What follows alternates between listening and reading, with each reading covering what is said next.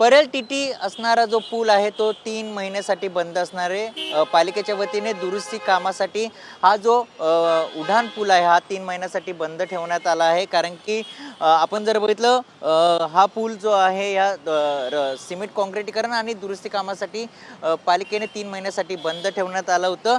मात्र ह्या ठिकाणी जर बघितलं आपण पालिकेच्या वतीने सूचना देणारे जे फलक आहेत ते ह्या ठिकाणी लावण्यात आलं होतं आणि जे फलक आहेत ते इंग्रजी आणि गुजराती भाषेमध्ये जो फलक आहे तो लावण्यात आला होता। आपण जर बघितलं मुंबईमध्ये सध्या मराठीवरून जो वाद सुरू आहे आणि वाद सुरू असतानाच पालिकेच्या वतीने ह्या ठिकाणी सूचना देणारे जे फलक होतं ते ह्या ठिकाणी लावण्यात आलं।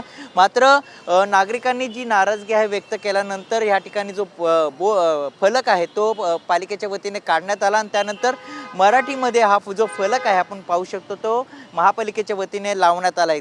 मात्र ह्या पुलाचं काम जर आता सुरू आहे आणि या जो पूल आहे हा 3 महिन्यासाठी बंद राहणार आहेत। एक मार्गिका सुरू आहेत।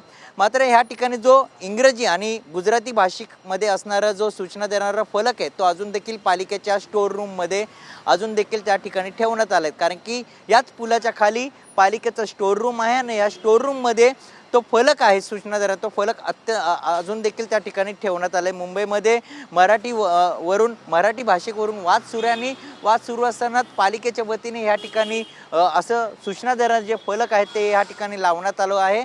मात्र पालिकेच्या वतीने आता मराठीमध्ये हा फलक आहे सूचना देणारा फलक त्या या ठिकाणी लावण्यात आलं। वळण रस्ता आहे, मुंबई महापालिका पूल विभाग असं देखील या ठिकाणी या फलकावर पाहायला मिळत आहेत।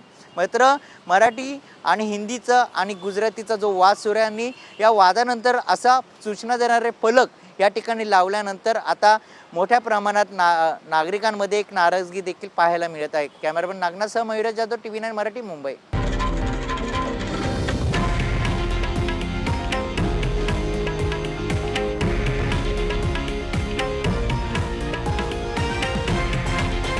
हे आहे देशातील नंबर 1 न्यूज नेटवर्क आणि आपण पाहत आहात TV9 मराठी, एकमेव।